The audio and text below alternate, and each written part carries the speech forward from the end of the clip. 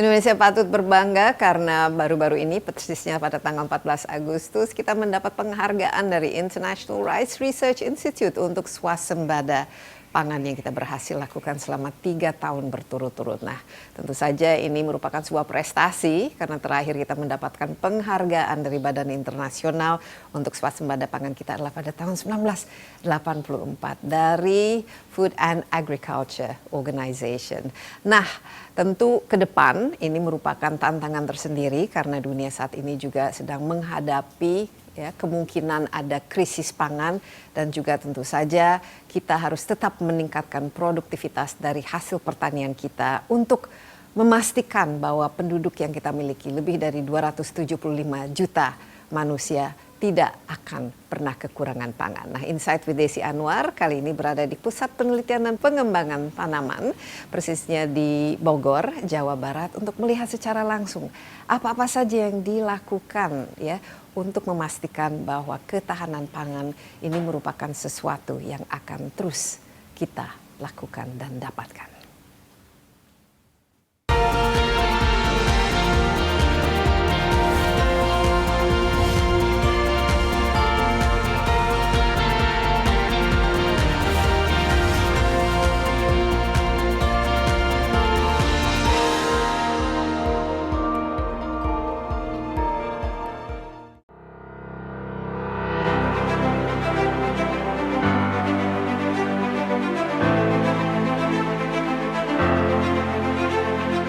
Hari ulang tahun ke-77 Indonesia pada tahun ini terasa semakin istimewa.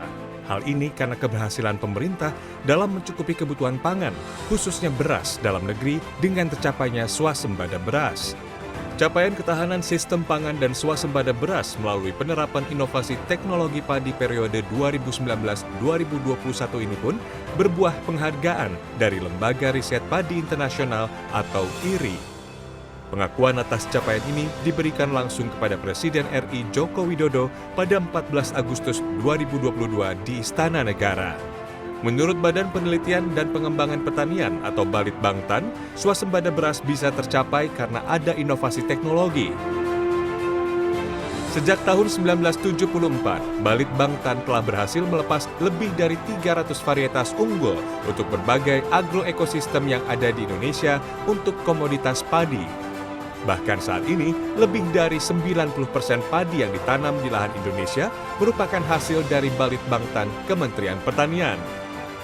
Beras merupakan makanan pokok rakyat Indonesia, hingga ada anggapan belum kenyang jika belum makan nasi. Beras pun tidak hanya menjadi bahan pangan, namun telah menjadi bagian dari budaya bangsa. Ya, saya saat ini sedang berada di Gedung Pusat Penelitian dan Pengembangan Tanaman Pangan yang milik Kementerian Pertanian, dan saya sudah ditemani oleh Profesor Fajri Jufri selaku Kepala Badan Penelitian dan Pengembangan Pertanian. Pak Fajri, ini tentu saja bukan pertama kali kita bertemu ya, dan saya selalu sangat-sangat senang kalau bertemu dengan Pak Fajri karena kita selalu berbicara mengenai hal yang paling penting ya bagi kita, bukan saja sebagai warga negara Indonesia tapi sebagai manusia, yaitu masalah pangan ya, masalah ketahanan pangan, ketersediaan pangan, karena ini tentu saja merupakan sesuatu yang hak yang harus kita miliki. Tapi Pak Fajri baik-baik saja? Alhamdulillah, lama nggak basuh ini. Iya, lama nggak basuh. Waktu itu pernah kita di Sukamandi. Iya.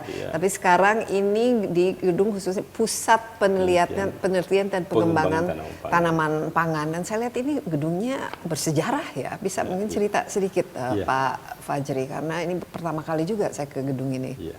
Iya, Mbak Desi. Sekarang ini kita ada di Pusat Penelitian Pengembangan Tanaman Pangan. Kantor ini sebenarnya heritage juga ini, warisan sejarah. Iya. Didirikan sejak 1918. Jadi sudah cukup jadi lama. Masih Belanda waktu itu. Jadi oleh Belanda yang bangun ini. Kantor ini bertugas mengkoordinir beberapa lembaga riset kita yang ada di daerah. Yang pertama itu Balai Besar Penelitian Padi yang di Subang, Sukamandi itu. Ya. Ada Balai Penelitian Tanaman Jagung dan Serealia yang tugasnya menghasilkan varietas unggul jagung, sorghum, gandum ada di Maros itu loh, Sulawesi Selatan. Ada Balai Penelitian terkait dengan oli tundro, jadi khusus penyakit padi ada di Sulawesi Selatan juga. ada Balai Penelitian Kacang-kacangan dan Ubi-ubian Balitkabi. Tugasnya menghasilkan varietas unggul baru terkait dengan kedelai, kacang hijau, ubi-ubian. Itu ada di Malang. Jadi dia membawahi 3 unit kerja plus balai besar.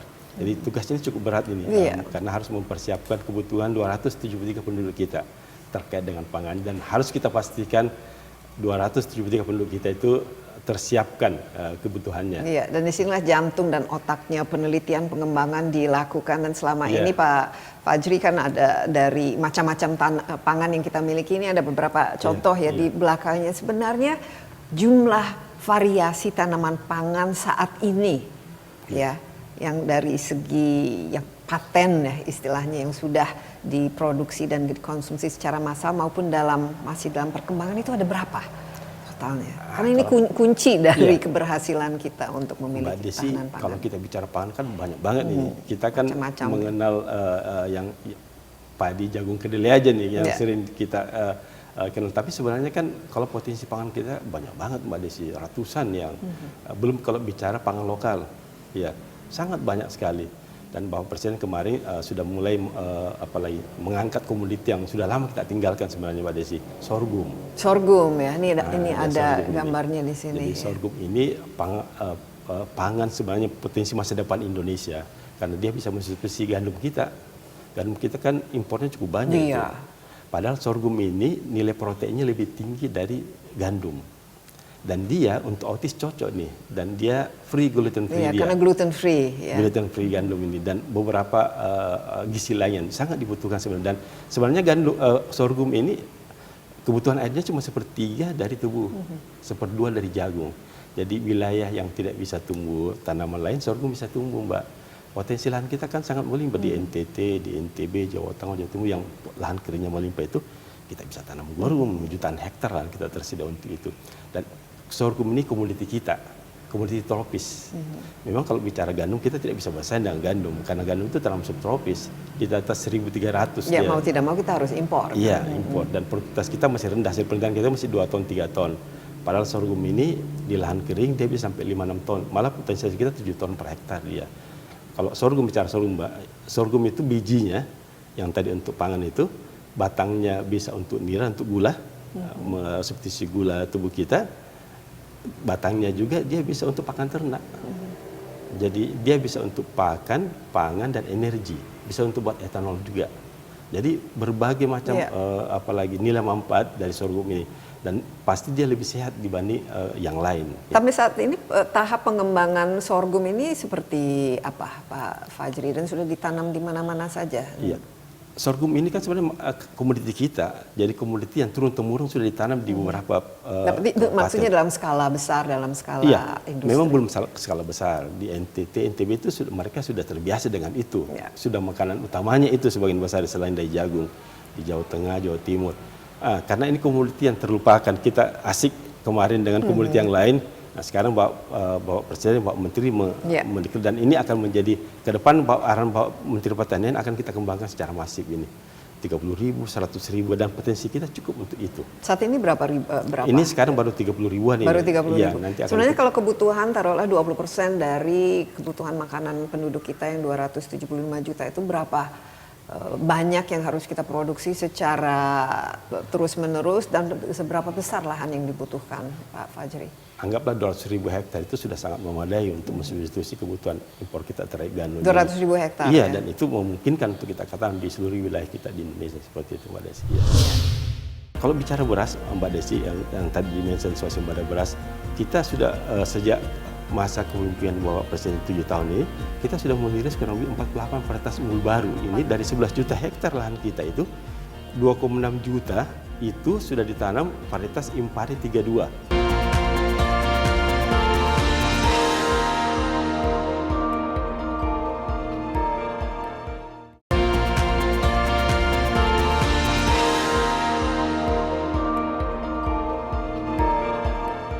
Ada berita baik ya, kita baru-baru ini pada tanggal 14 Agustus mendapatkan penghargaan Hari Bersejarah pas ya. Ini penghargaan dari International Rice Research Institute karena kita berhasil dengan khusus swasembada beras. Nah, nggak tahu ya. Saya waktu tahun 84, saya masih ingat sekali, masih zaman Orde Baru, ya. Food and Agriculture Organization, Badan Pangan Sedunia, ya, memberikan Indonesia penghargaan juga. Jadi cukup panjang 38 tahun, Mbak. 38 tahun. Ya. Nah, sekarang kita mendapatkannya. Nah, ini menurut saya tuh sangat menarik dan prestasi yang perlu kita banggakan, perlu kita share. Kenapa? Karena ya berita yang kita miliki sampai saat ini mengenai ya pandemik tentu saja, di mana tentu saja pangan dan lain sebagainya itu juga menjadi tantangan, dan kemudian perang di Ukraine, ya detention, ya, detention, di mana ya. gandum itu semua tersendat dan lain sebagainya, dan yang penting lagi ini kita dihadapi dengan krisis pangan secara global. Jadi ternyata kita bisa mendapatkan penghargaan. Ini ceritanya itu bagaimana, Ya. Pak Fajri? Mbak Desi, saya harus menyampaikan ini. Jadi ini sejak masa kepemimpinan Bapak Presiden Jokowi ini, 7 tahun ini, Bapak Presiden sudah membangun ini. Ini kan kalau bicara pertanian, air menjadi kunci utama Ya, ini. air ya. Air. Oleh karena itu, Bapak Presiden sejak 7 tahun ini sudah membangun 28 bendungan, sudah selesai dan akan menyusun 38 bendungan yang akan selesai tahun ini. 4.500 embung, 1 juta hektar jaringan irigasi. Karena Bapak Presiden sangat pentingnya air, dan itu tidak dirasakan 7 tahun ini. Makanya Bapak Presiden ini bukan tiba-tiba, jadi proses panjang yang sudah direncanakan pemerintah, Bapak Presiden, Bapak Menteri Pertanian, dan kita sudah menyiapkan itu. Mbak Desi, kalau kita saya mau sampaikan, 7 tahun ini kan selama proses bukan waktu yang pendek ini. Jadi ada proses yang kita lewati. Badan Litbang, Kementerian Pertanian melalui Badan Litbang menyiapkan strategi untuk mencapai ke sana. Oleh karena itu Bapak Menteri selalu menyampaikan kepada kita, jangan berpikir biasa-biasa, karena akan berbeda suasananya sekarang dengan yang tadi Mbak sampaikan itu, dengan kondisi yang sekarang, sehingga berpikir out the box.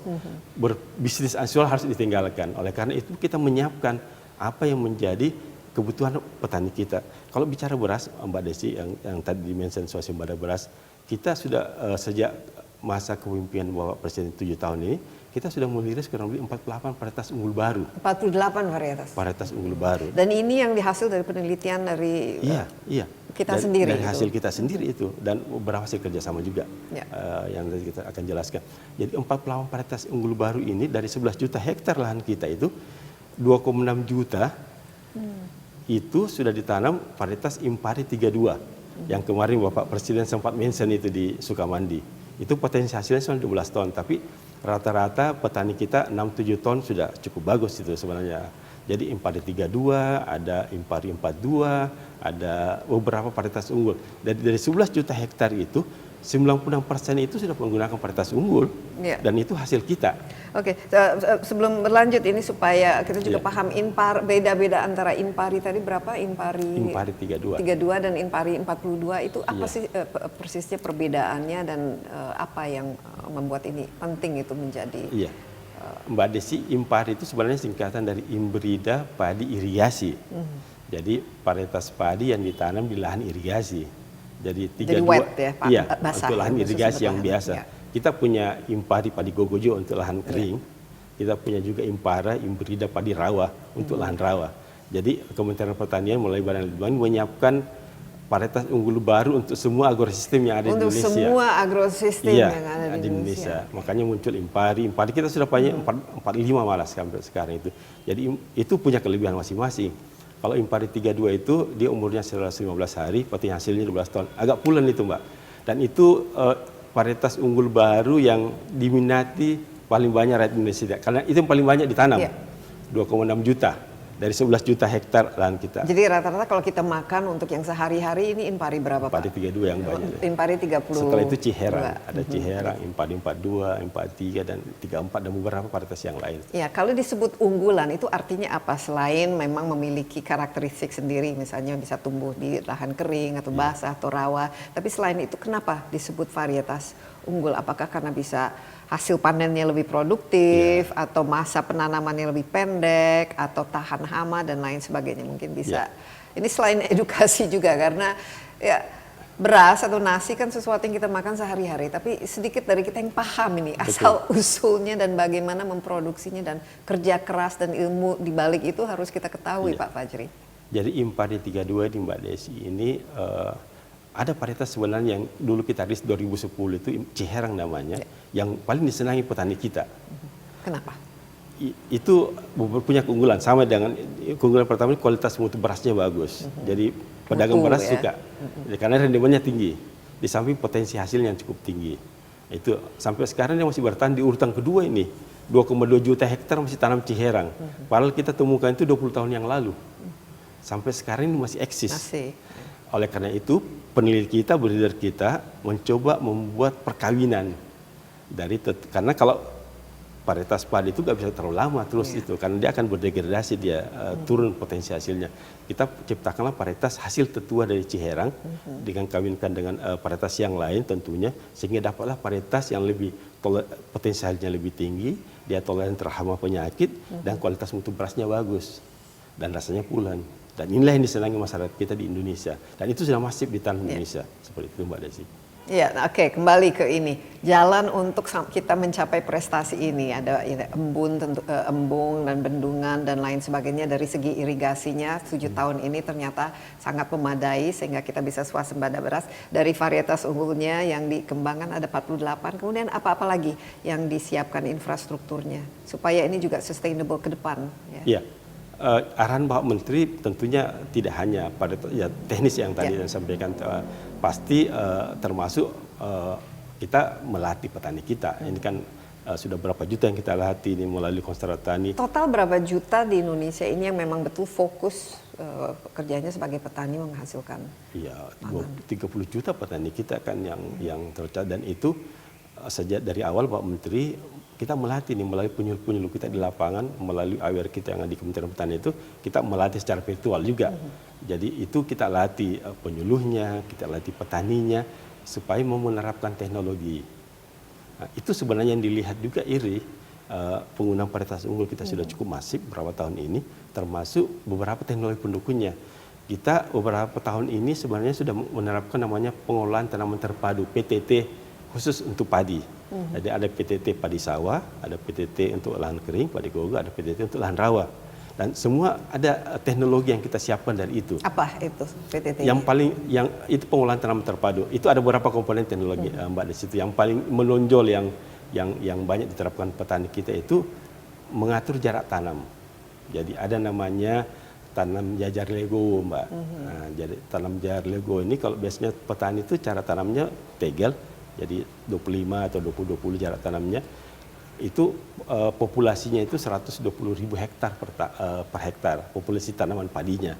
Kalau dengan tanam jajar lego ini bisa sampai 220.000 per hektar. Dengan menggunakan tanam jajar lego ini, produksi akan naik karena populasinya akan naik 30%, 20-30%. Di samping itu dengan pengaturan jarak tanam yang baik, fotosintesnya lebih bagus sehingga produktivitasnya akan naik. Jadi bisa meningkat produktivitas sama 30%? Iya, paling tidak populasinya naik 20% sehingga produksi pasti akan naik, produktivitas juga naik.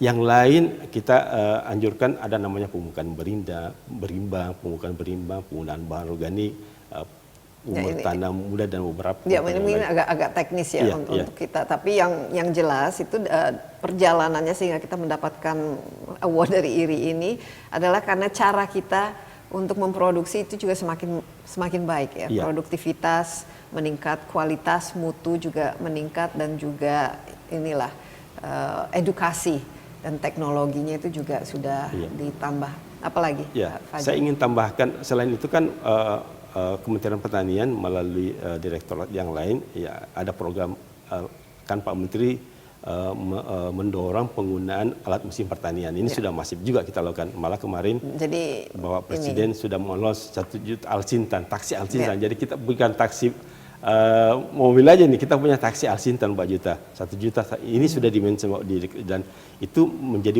dan itu dibekur bukan APBN. Nah, jadi Bapak Menteri oleh Kementerian mengajak petani tidak hanya memberi bantuan, kita mengajak untuk menggunakan sumber daya yang ada. Ini kan menguntungkan tanaman Komoditi kita kan menguntungkan, harusnya bisa Iya. bisnisnya bisa jalan di situ. Iya, dan harus meningkatkan kesejahteraan para petaninya tentu Iya, saja. oleh karena itu dengan penggunaan mekanisasi ini kan loss kita bisa kurangi juga. Jadi termasuk meningkatkan, jadi dari hulu sampai hilir penggunaan mekanisasi pertanian, dan itu kita dorong, dan sudah puluhan ribu alat mesin pertanian yang sudah kita sebar di berbagai wilayah di provinsi Dalam di 7 tahun ini, Iya, ada berapa sekarang yang petani Indonesia rata-rata menggunakan ini alat-alat? Hampir mesin. sudah sebagian besar petani kita sudah tanam pakai traktor roda 2, paling tidak roda 4, yang lahan-lahan besar. Combine harvester untuk yang panen untuk combine panen. sudah ada. Jadi itu kan cara-cara kita untuk juga menggunakan combine untuk mengurangi losses. Losses kita kan biasa di atas 10%. Iya. Dengan menggunakan combine itu bisa 5% ya. Dan itu kan pasti kalau lossnya kurang pasti kan naik itu. Peningkatan produktivitas seperti itu, Mbak. Jadi banyak hal yang kita lakukan dari hulu sampai hilir, ya termasuk pembinaan, pelatihan SDM, dan termasuk penggunaan teknologi seperti itu. Ya pandemi kita nggak pernah stop ini. Sabtu Minggu kita tetap ke lapangan ini. Harus produksi terus menerus. Karena Pak Menteri menyampaikan pertanian nggak bisa berhenti nih. Pandemi oke, tapi kalau nggak ada yang menyiapkan makan, siapa yang menyiapkan makan itu?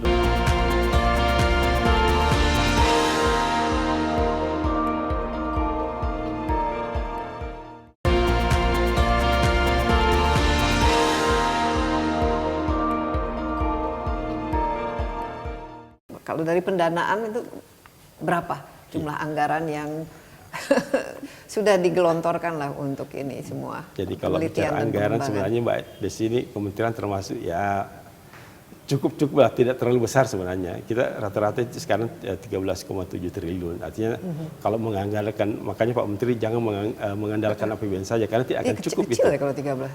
Itu Iya. hanya khusus digunakan untuk apa saja? Itu untuk semua, Untuk semua tanaman pangan, perkebunan, peternakan, termasuk litbang di dalamnya itu. Jadi tidak cukup besar sebenarnya. Oleh karena itu, kenapa Bapak Menteri mendorong penggunaan KUR? KUR kita, alhamdulillah dengan KUR ini tahun 2020 saya itu kita menggunakan KUR hampir di atas 50 triliun. Dan itu NPL-nya lihat itu 0,03 saja, artinya ya, tidak. Dan KUR ini dari Himbara dari bank-bank. Dari BNI, BRI, dan beberapa bank lain. Malah tahun 2021 itu sampai 85 triliun kita menggunakan KUR.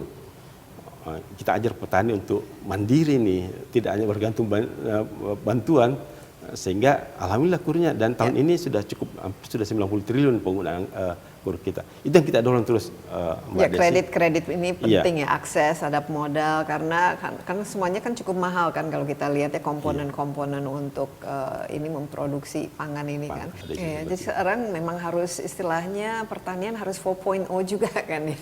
Nah itu basis teknologi itu sangat penting. Tapi ngomong kita coba satu-satu. Pupuk ini kan penting ya komponennya. Sementara setahu saya ini kan masih impor kan.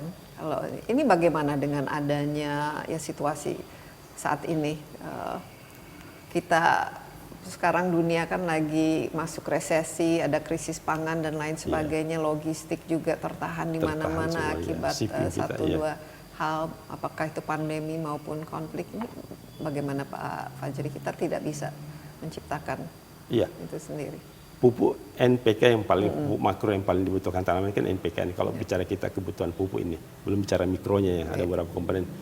Memang Mbak Desi, pupuk P dan kita ini impor, sebagian besar impor. Yang termasuk di Ukraina sana itu. Makanya ada sedikit ini. Iya, dan rupiah kan sekarang lagi pasti ngos-ngosan ya. Kita baru bisa membuat urea di dalam negeri urea. kita. Iya, urea yang sekarang kita bisa siapkan. P itu bahan bakunya fosfat, itu kita impor oleh karena itu Kementerian Pertanian dan Litbang tentunya mencari alternatif yang lain. Kita dorong namanya UPO, ini pengolahan pupuk organik. Nah, potensi pupuk organik itu kan beli dari kotoran sapi, dari tanaman yang lain yang bisa kita gunakan untuk dan lebih ramah lingkungan kan sebenarnya. Dan kita akan dorong ke situ juga. Berapa persen nanti diharapkan? Karena saya tahu ini mungkin kalau petani kan maunya kan yang cepat, yang efisien, yang gampang digunakan. Kalau pupuk organik mungkin harus ada step-step yang harus dipelajari kan. Di dalam pengolahan tanaman terpadu itu kita mengenal namanya pemupukan berimbang. Jadi kalau pupuk NPK-nya kurang, kita mensubstitusinya dengan pupuk organik. Nah, supaya produktivitas kita bisa jaga.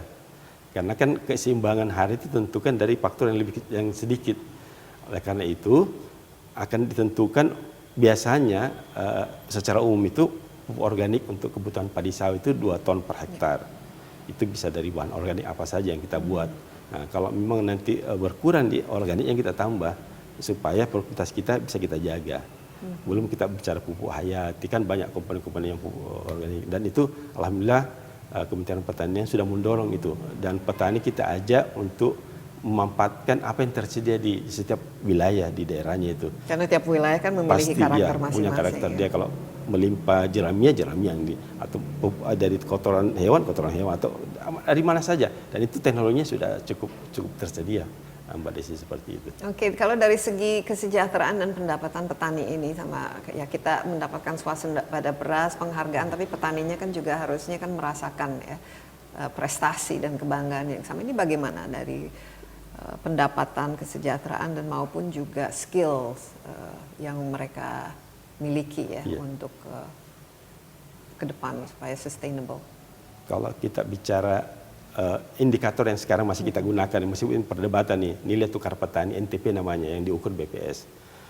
NTP sekarang kita ini dari bulan tahun ke naik ini, artinya menandakan bahwa tingkat kesejahteraan petani kita semakin bagus. Kita punya target sebenarnya 2024 itu baru 102, 104 NTP kita. Sekarang ini sudah 109 ini. Itu bagaimana mengukur NTP itu, nilai tukar petani? Jadi itu rasio dari yang dikeluarkan petani dan yang didapatkan itu. Dan alhamdulillah NTP-nya sebenarnya semakin baik. Jadi semakin lama semakin meningkat. Baik, semakin jadi meningkat. selama ini walaupun kena pandemi, tapi kalau kita lihat justru mungkin sektor pangan yang tidak terlalu terdampak ya oleh adanya pandemi itu, atau memang ada dampaknya? Pasti kita terdampak gini. Oleh karena itu Kementerian Pertanian, seluruh jajaran Kementerian Pertanian melalui Pak Menteri Pertanian sudah menyampaikan kita, alhamdulillah Mbak Desi, ini sejak pandemi kita nggak pernah stop ini. Sabtu Minggu kita tetap ke lapangan ini. Harus produksi terus menerus. Karena Pak Menteri menyampaikan pertanian nggak bisa berhenti nih. Pandemi oke, tapi kalau nggak ada yang menyiapkan makan, siapa yang menyiapkan makan itu?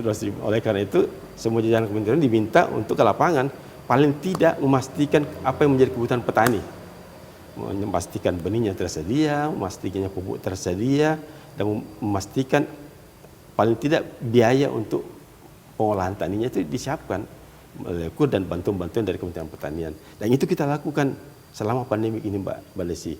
Dan itu direncanakan secara matang, makanya Kementerian Pertanian itu punya CB1 sama cara bertindak 1 sampai 5 yang kita lakukan ini. CB, cara bertindak. Ya, istilah apa? cara bertindak. Sebenarnya cara bertindak itu maksud saya metode cara kita untuk mengantisipasi pandemi COVID-19 ini.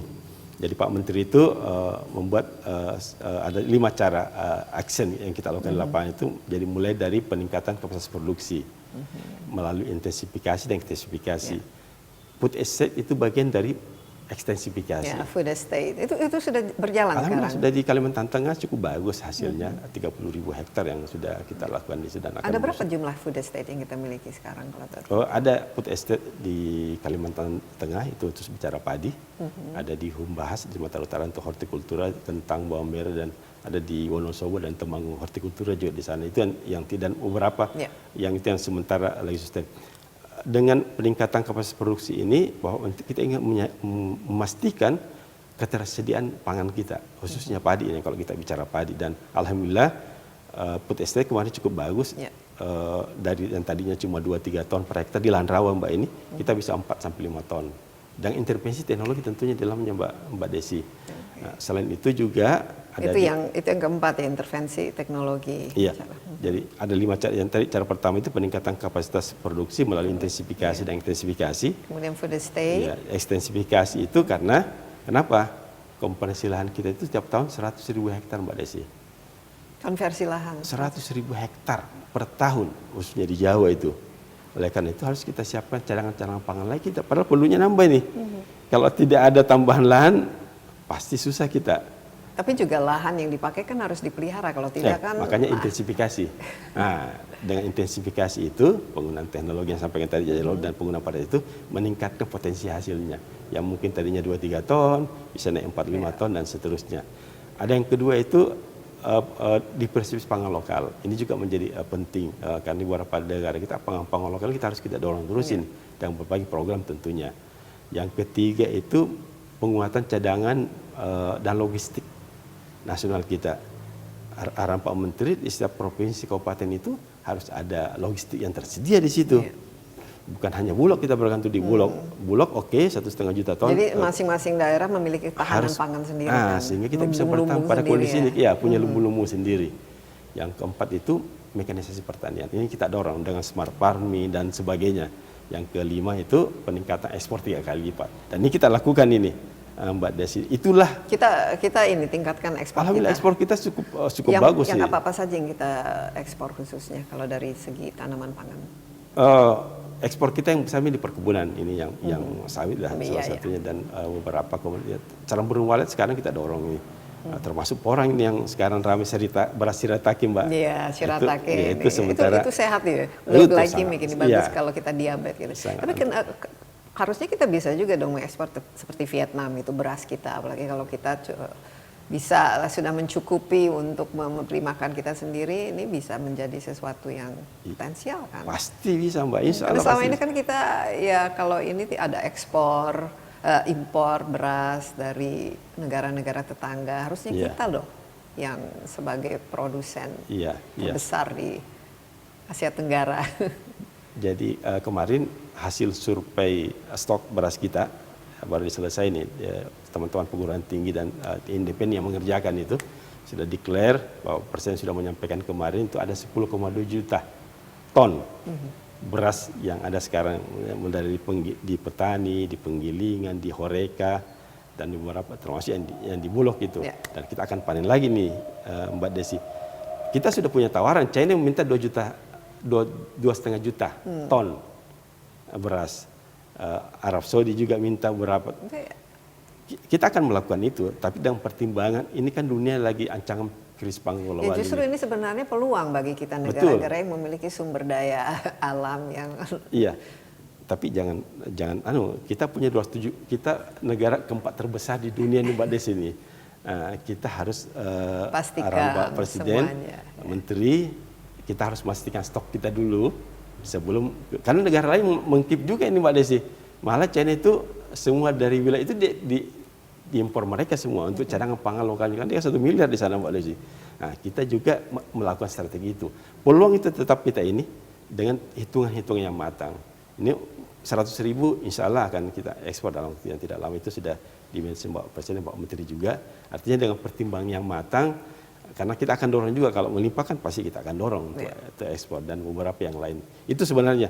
Jadi ini lagi dihitung berapa sih yang rasional dan melihat stok dan ketersediaan kita dan kebutuhan kita. Karena antisipasi krisis pangan global itu yang saya sampaikan tadi itu, yang itu harus mention juga.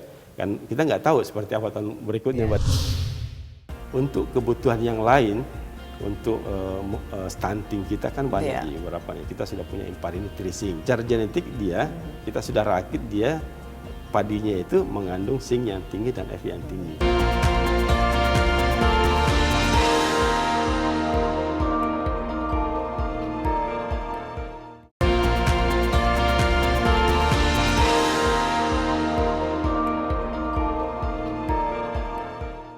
Dan satu lagi kan tantangannya seperti kita ketahui ya, perubahan iklim ya, pemanasan global, dan sekarang kan banyak sekali kekeringan kita lihat di Eropa, kebakaran di mana-mana, tapi banjir pada waktu yang sama. Nah, bagaimana Pak Fajri mengikuti ini yang kita alami selama ini? Ini bagian dari kenapa kita berhasil untuk menjadi swasembada pangan, karena cuaca juga bersahabat.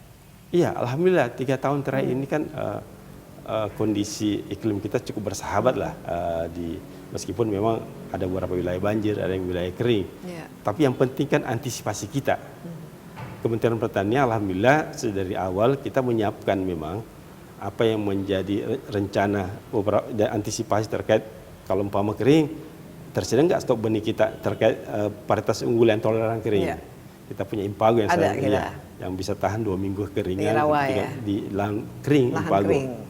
Ada namanya Impara, Imbrida padi rawa untuk wilayah rawa. Jadi kalau dia tergenang 2 minggu, 3 minggu, kita bisa mesti punya varietas itu.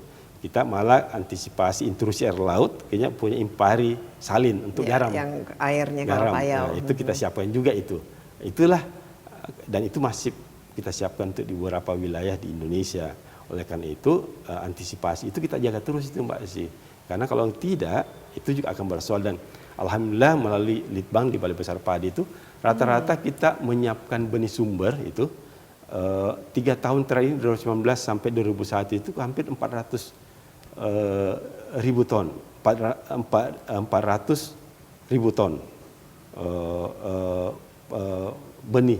benih sumber. Nah, ini mencukupi untuk di atas 10 juta hektar luas sawah kita. Okay. Nah, ini yang kita siapkan terus dari berbagai untuk kebutuhan berbagai agrosistem yang ada. Iya, memang ini strategi ini penting ya, apalagi kita semakin lama ke depan kan dampak dari perubahan iklim ini tentu sudah sangat terasa ya, dan kita juga harus memastikan bahwa ya bukan saja kita swasembada beras, harusnya kita tanaman pangan lain juga kita sudah harus kita kembangkan, Pak Fajri. Saya lihat juga kalau kita tergantung sekali dengan beras dan apalagi satu variasi beras itu sendiri, ini kan ada ya kita tahu misalnya kalau kita terlalu sering makan nasi putih, jadi dari segi kesehatan kan juga kalau ini terus menerus kan ada dampak negatifnya. Nah, ke depan untuk menanam pangan yang memang cukup ya, mencukupi bagi kita semua, tapi juga menyehatkan. Saya rasa ini mungkin potensi dari variasi benih-benih yang sedang dikembangkan, yang memang sesuai dengan kebutuhan kesehatan kita. Orang menuju ke healthy food sekarang. Ya, healthy food. Karena sekarang lifestyle disease ya, penyakit akibat makan yang apalagi itu terus. Misalnya tadi disebut kalau hanya makannya ya nasi terus, atau gandum terus, atau kedelai terus, itu makanya kan juga diversifikasi pangan lokal itu menjadi penting bagian. Dan juga mungkin potensi untuk ekspor, karena dunia sekarang juga dari segi konsumen, permintaan konsumen kan juga variasi karbohidratnya mereka semakin ini. Karena semakin mengurangi makan karbo ya Mbak Desi. Iya. Maka seperti Mbak Desi agak langsing ini. Ya, atau yang sekarang ingin gluten free misalnya, dan kita juga kan punya yang ini beras yang tepung moka sekarang kan orang juga. Ini bagaimana dari segi penelitian dan pengembangannya? Ini kan di sini kan otaknya semua. Jadi ide-ide inovatif yang harus dikembangkan. Saya ulangi kembali. Jadi Kementerian Pertanian melalui Litbang itu untuk benih sumber dulu saya cerita itu kita menyiapkan rata-rata itu 150 ton lah. Kita bagikan ke masyarakat jadi 400 ton selama 3 tahun berturut-turut yang kita sudah siapkan, dan itu untuk memenuhi berbagai kepentingan yang termasuk yang dimention Mbak Desi itu beras sehat. Jadi kita sudah punya beras sehat. Beras diabetes. Untuk diabetes jadi beras merah. Beras merah yang banyak sekarang disenangi itu selain dari Impari 24 ada Pamerah, padi beras merah beraroma. Jadi dia punya cita rasa aroma yang cukup bagus. Ada Pamelen, padi beras merah pulen. Ada Jelitan untuk beras hitam. Ini beras-beras untuk beras-beras untuk diet ini, untuk diabetes ini kita siapkan. Untuk kebutuhan yang lain, untuk stunting kita kan banyak di beberapa nih. Kita sudah punya Impari Nutrising. Itu ada ini difortifikasi atau itu secara genetik memang sudah punya kandungan sin yang tinggi, jadi tidak ada tambahan. Jadi ini memang varietas yang disiapkan secara genetik memang sudah sinnya tinggi, Fe-nya tinggi, sehingga kalau fortifikasi kan ada perlakuan. Ada ditambah setelah. Kalau ini memang secara genetik kita sudah rakit dia. Padinya itu mengandung zinc yang tinggi dan Fe yang tinggi. Zinc itu supaya tidak stunting. Ini biasanya di Indonesia bagian timur itu banyak. Dan itu sudah alhamdulillah beberapa provinsi sudah tanam, sudah cukup banyak di NTT, di NTB, beberapa wilayah-wilayah yang stunting. Dan kita dorong memang pemerintah daerah untuk masyarakat yang wilayah stunting itu memakan nasi dari beras Impari Nutrising. Terus apa lagi? Ini kan sebenarnya otak yang dari penelitian dan pengembangan kan ada di sini di Pak Fajri. Dari peneliti kita, mereka bagaimana dapat ide-ide untuk inovasi ini? Tentu saja mungkin dari benih-benih ini kita kembangkan sendiri atau kerjasama mungkin dengan ilmuwan di luar negeri dan dengan IRI ini mungkin juga ya, the International Rice Research Institute ini, karena kan kuncinya ini harus terus-menerus berinovasi kan? Iya, pasti tentunya Mbak. Bagaimana kapasitas SDM-nya juga Pak Fajri yang selama ini? Iya, jadi Badan Litbang Kementerian Pertanian ini kan kita punya kurang lebih 2.500 lebih penelitinya, ya, mulai dari profesor, doktor dan berbagai macam Lulusan IPB sebenarnya. ya IPB luar negeri dan berbagai macam lah dari perguruan tinggi termasuk dalam negeri dan luar negeri. Nah, kalau bicara pangan kan tadi saya sampaikan Mbak Desi, kita menyiapkan memang apa yang menjadi kebutuhan petani kita. Ya. Jadi tidak hanya beras tentunya, kita akan punya jagung. Kita punya jagung juga untuk diet. Kita punya jagung kedelai untuk itu juga, kacang hijau untuk itu dan beberapa pangan yang lain termasuk yang saya sampaikan tadi pangan-pangan yang bagus untuk diet. Jadi dan itu kita lakukan secara tahun dari tahun ke tahun. Kita punya unit kerja sebenarnya yang melihat tren kebutuhan. Karena kan kalau kita bicara teknologi Mbak Desi, pasti kita terhubung dengan dunia luar. Pasti akan terhubung. Oleh karena itu, kita punya unit kerja yang melihat itu, apa tren ke depan di domestik termasuk internasional. Karena kalau kita mau ekspor kan pasti kita apa kebutuhan luar negeri kan. Kita lakukan itu Mbak Desi. Sama dengan yang sekarang ini, seperti itu juga. Karena kita bicara ini, kalau antisipasi kita pasti kurang kemarin, nggak mungkin seperti ini. Dan itu kita sudah lakukan, yang saya cerita dari awal tadi. Apa yang menjadi kebutuhan dan kira-kira seperti apa. Varietas yang sekarang ini kan kita siapkan 1 tahun sebelumnya Mbak Desi. Sehingga 3 tahun ini alhamdulillah kita tidak impor itu karena kita dunia melihat ada keberhasilan Indonesia dalam menerapkan teknologi khususnya padi. Iya. Jadi kalau saya melihat ini justru investasi dalam bidang penelitian dan pengembangan ini yang harus betul-betul didukung ya, disupport ya. Nah ini selama ini cukup untuk anggaran untuk itu Pak Fajri, karena kan harus inovasi dan harus mengandalkan dan menggunakan teknologi juga. Ini selama ini bagus. Ya. Kalau cukup tergantung cara kita. Kan ada prioritas yang kita selalu mulai apa yang menjadi artinya dengan anggaran yang tersedia kita bisa maksimalkan apa yang kita punya. Oleh karena itu kita melakukan kerjasama dengan pihak luar, termasuk dengan industri. Artinya supaya target kita tetap tercapai dengan kondisi anggaran yang ada, ya kita menjalin termasuk dengan IRI. Iya.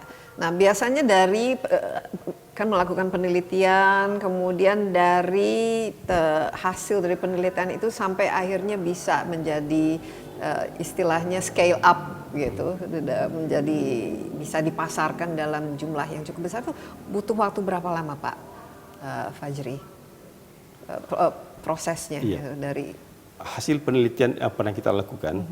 Satu teknologi, contohnya varietas unggul baru, sebelum dimasalkan digunakan masalah itu perlu 4-5 tahun. 4-5 tahun ya. Oleh karena itu kita melakukan terobosan sehingga teknologi yang dihasilkan tahun ini paling tidak tahun depan sudah bisa di scale up, diperluas lah. Itulah gunanya kenapa kita punya UPT yang ada di namanya BPTP. Jadi Balai Pengkajian Teknologi Pertanian dengan bersama-sama penyuluh. Jadi kalau kita mendapatkan varietas unggul baru, kita langsung demonstrasikan ke lapangan melalui teman-teman, melibatkan pemerintah daerah langsung dengan petani di wilayah itu, sehingga langsung mereka mengenal ini ada teknologi baru, ada varietas baru, dan kita ajak bersama. Jadi ada namanya partisipasi. Kalau di pemulihan itu berdiri partisipasi. Dari sejak awal, kalau kita ingin mengembangkan varietas unggul baru itu petani kita ajak, disuruh memilih. Malah dari awal kalau kita punya 10 varietas, petani pilih yang mana nih? Jadi peran petani sangat penting ya. Ada breeding partisipasi namanya. Jadi dari awal petani kita ajak. Ada 10 varietas yang kita akan kembangkan. Mereka sudah lihat petani, oh saya suka ini padinya, performanya seperti ini. Sampai nanti berasnya dia coba, oh nanti kualitas berasnya ini. Itulah kenapa sekarang nggak cepat ini. Karena dari awal kita sudah libatkan petani, setelah dilepas, dirilis itu kan perlu 2-3 tahun nih. Kalau varietas padi itu rata-rata. Dan melihat juga respons dari konsumen kan, laku atau tidak. Laku kan. tidak. Ini kan termasuk nanti pasarnya seperti apa. Kadang ada padi kita yang bagus, potensi harinya tinggi, produktivitasnya bagus, kualitas berasnya bagus, tapi pedagang tidak terima. Biasanya itu kenapa alasannya? Iya, dengan berbagai pertimbangan lah. Itu kan oleh karena itu memang agak subjektif juga mungkin ya. Ke depan memang harus kita libatkan nih semua alur tata niaga mulai dari penyiapan varietas unggul baru sampai distribusi harus bersama-sama ini. Karena kalau tidak, ini bagus secara hasil potensinya, tapi pasar tidak menghendaki itu. Padahal bicara hasilnya kualitasnya bagus, tapi tidak berkembang. Karena mungkin ada tren juga, ada itu seperti mode gitu. Fathin, wah ini kurang gitu, pasti nggak akan laku ya. Jadi untuk regenerasi petani kita itu jadi kita latih petani milenialnya, kita siapkan pembiayaannya, kita dampingi dan kita siapkan pasarnya bersama-sama.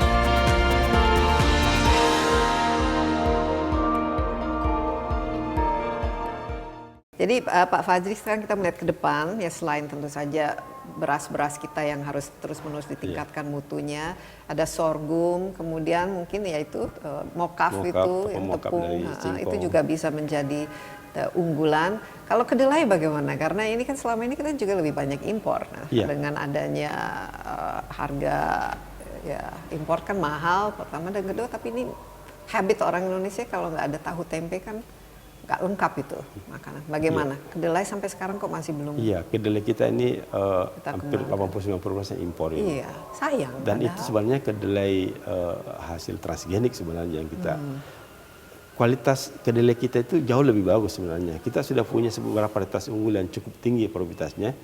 Kalau mau saya sebut ada Biosoy namanya. Itu bijinya juga besar, jadi kebutuhan untuk tempe. Biosoy ya? Biosoy. Biosoy. Itu 3,5 ton per hektar dia potensi hasil, dan itu cita rasa tempe kalau buat tempe itu sangat oke lah. Dan kemarin kita uji rasa itu mereka sudah senang ini. Memang kemarin kan harganya yang masih rendah, 4.000, 5.000. Kalau potensi hasil 2 ton saja kan cuma dapat nggak sampai 10 juta Mbak Desi. Beda dengan jagung. Jagung dengan harga 5.000 dengan 6 ton sudah 30 juta dia. Karena itu ada Pak Menteri, udah kita suruh kita tanam petani dan nanti pemerintah yang beli. Kalau perlu beli 10.000 jual 9.000. Oh, jadi selama ini kita tidak menanam kedelai karena kita dari segi harga ini kurang, untuk bagi petani maksudnya mereka tidak kompetitif fokus, dengan, karena tidak kompetitif. Jadi lebih gampang bagi kita untuk impor. Dulu lebih murah impor. Sekarang udah mahal kan, jadi mahal sekarang. Jadi ada kesempatan kita tanam kedelai. Makanya Pak Menteri udah tanam aja, kita beri insentif petani. Kalau off-takernya kita jaga, kita tampung semua itu, insya Allah kan petani akan mulai. Ini ide yang bagus Pak Fajri, karena ini makanan Indonesia sekali itu yang namanya kedelai. Aneh kan kalau kita hanya tergantung pada impor. Kira-kira kapan ini mau bisa diterapkan, dan apakah ada lahan khusus yang diperlukan untuk produksi kedelai secara masif? Lahannya tersedia Mbak Desi. Setiap tahun kan lahan kita 100-200 ribu tiap tahun tersedia. Dan tidak memerlukan hal-hal yang lain. Iya, petani sudah terbiasa bertanam tempe ini. Teknologinya sudah tersedia. Dan tinggal memang lahan kita pasarnya aja. Kalau sekarang pemerintah udah semua tempe yang ditanam kita beli, dan saya yakin insya Allah petani kita akan tanam. Dan masyarakat kita kan sudah terbiasa dengan komoditi itu. Teknologinya sudah tersedia, varietas unggul barunya sudah tersedia. Nah, tinggal bagaimana memastikan bahwa harga yang diterima petani itu menguntungkan untuk mereka. Saya yakin itu bisa kita. Ya, mungkin harus ada off-takernya. Yang memastikan off-takernya itu yang saya maksud. Oke, Pak Fajri, ke depan bagaimana? Apalagi yang Pak Fajri dan teman-teman khususnya di penelitian dan pengembangan yang bisa bikin kita bangga lah ini. Strategi ke depan dengan begitu banyak tantangan yang kita hadapi, ya, krisis pangan dan juga mungkin kesehatan menjadi number one fokus, karena virus ini memperlihatkan kita kalau kita sehat, ya, kita bisa lebih bertahan terhadap serangan virus, imunitas kita juga semakin tinggi. Tapi yang penting lagi adalah jumlah populasi yang semakin berkembang dan juga ancaman perubahan iklim yang tentu saja sangat berdampak pada produksi pangan kita. Iya, jadi Mbak Desi, Pak Menteri Pertanian, dari awal memang untuk menghadapi ancaman krisis pangan global, kita punya strategi baru ini. Jadi strategi baru untuk menghadapi ancaman krisis pangan global. Oleh karena itu, ada 3 yang ingin diselesaikan di situ. Jadi peningkatan kapasitas ekspor, jadi strategi itu peningkatan kapasitas ekspor, peningkatan kapasitas produksi. Melalui 2 hal yang kita mau selesaikan di situ. Yang pertama, menekan inflasi. Jadi biasanya kita bersoal terkait bawang merah, kalau hari lebaran cabai. Udah, kenapa nggak tanam saja? beberapa tempat cabai dan potensinya kan tinggi. bawang. Kalau nggak bisa ditanam di musim hujan, kita pakai second house, pakai sehingga pada saat kondisi hari raya itu tersedia. Kita masih impor, tadi Mbak Sri mention kedelai.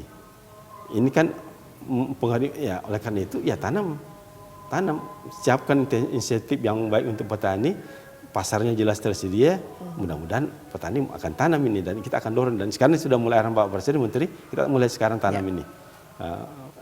Yang kedua, kita ingin substitusi impor. Jadi kalau kita tidak bisa gandum, mengenai gandum, tanamlah sorghum. Kalau kita tidak tebu, tanamlah yang lain, aren, gula dan sebagainya dari stevia. Yang ada yang kita miliki. Yang ada yang kita miliki. Jadi kita ingin menyiapkan kebutuhan itu sesuai dengan apa yang tersedia di kita. Apa potensi yang paling memungkinkan kita akan dorong. Itu arahan Bapak Presiden Menteri. Oleh karena itu yang tadi itu, beberapa komoditi yang dulu terlupakan itu kita akan angkat ini. Yang terakhir ketiga itu meningkatkan kapasitas ekspor. Itu 3 kali ekspor. Sarang burung walet pasarnya cukup memadai dan itu nilai ekspornya cukup tinggi. Termasuk porang yang tadi itu, beras shirataki dan ini sudah banyak pelakunya ini. Dan ini nilai jualnya termasuk yang cukup memadai dan petani sangat tertarik untuk mengembangkan itu untuk menjadi komoditas ekspor andalan kita ke depan. Iya, dan ini sangat bagus karena kalau kita hanya mengandalkan ekspor impor impor untuk pangan kita ini kan sebenarnya beban juga kan bagi kita secara petaninya tidak mendapatkan bagian dari produksi itu. Jadi kalau misalnya semua kita bisa produksi sendiri, petani juga semakin lama dilibatkan, dan menjadi petani itu bukan sesuatu yang sama dengan kemiskinan kan sekarang. Jadi petani itu sesuatu yang membanggakan dan juga bisa mensejahterakan kan. Iya. Petani 4.0 ini nanti beda kan ininya. Petani milenial yang mereka paham teknologi, paham pasar dan selera dan lain sebagainya. Harusnya begitu ya. Iya. Cita-citanya. Iya, oleh karena itu yang tadi cara bertindak itu kan ada pengembangan petani modern. Petani yang sekarang ini secara pelan-pelan kita biasakan dengan teknologi, tentunya menyesuaikan nanti dengan kultur budaya masyarakat dan petani kita di lapangan. Jadi tidak semua wilayah kita langsung kembangkan semua pertanian modern, tapi menyesuaikan. Karena kan tenaga kerja kita cukup banyak juga, Mbak. Jadi memang kita coba atur ini. Yang muda-muda, yang milenial ini, yang kan petani milenial ini tidak harus selalu di ruangan yang lapangan. Kadang ruangan cuma 100 meter persegi dia sudah dapat miliaran di situ dengan vertical farming, dengan indoor farming. Punya greenhouse itu sudah, dan itulah yang kita dorong sekarang ini. Jadi untuk regenerasi petani kita itu jadi kita latih petani milenialnya, kita siapkan pembiayaannya, kita dampingi dan kita siapkan pasarnya bersama-sama. Itulah kenapa banyak petani-petani sekarang yang tertarik ingin terjun ke pertanian. Mungkin imbas pandemik juga karena banyak yang tertarik untuk berkebun, menanam makanannya sendiri, tanaman hias, dan juga hidroponik dan juga bertanam untuk konsumsi sendiri kan juga karena memang ada kebutuhan, tapi juga sebagai hobi saya rasa yang namanya pertanian itu harusnya menjadi tren ya. Tren, iya. Pasti Mbak Desi. Iya Pak Fajri, terima kasih banyak dan sering-sering ya membagi ini good news.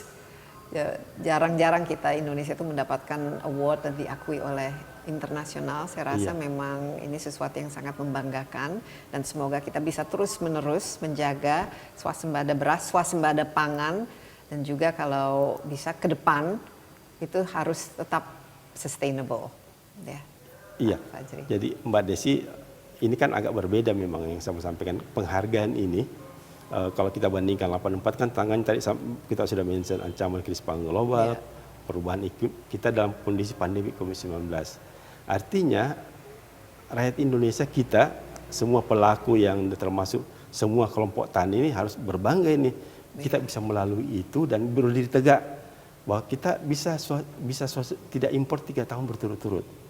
Itu kan suatu pencapaian apapun itu, dan itulah kenapa Pak Presiden kemarin sangat bahagia, dan ini kan kebahagiaan kita semua sebagai anak bangsa bahwa Indonesia, orang luar melihat ini, orang luar ini tantangannya tidak mudah loh dalam kondisi pandemi COVID-19 kita bisa bertahan tidak impor beras 3 tahun berturut-turut. Dan ini sudah dimensi Bapak Presiden dan itu data menunjukkan seperti itu. Antara produksi dan konsumsi kita neracanya positif.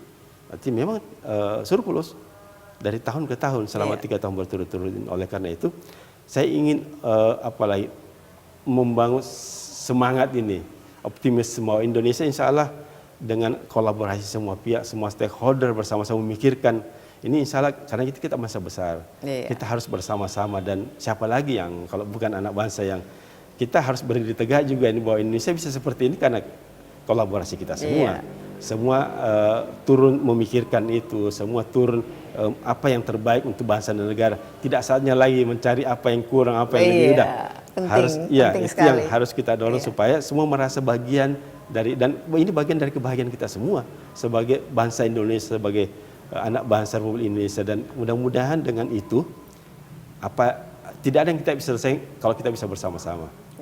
Dan itu yang menjadi kunci sebenarnya. Baik, Pak Fajri. Terima kasih banyak, sangat inspiratif dan semoga terus berlanjut. Ini bukan hanya keberhasilan sesaat, tapi harus terus-menerus kita pertahankan. Terima kasih sekali lagi Pak Fajri dan demikian Insight with Desi Anwar kali ini. Terima kasih atas perhatiannya. Jangan lupa Anda juga dapat menyaksikan acara ini di cnnindonesia.com dan di YouTube Insight with Desi Anwar. Sampai jumpa. Stay safe. Bye-bye.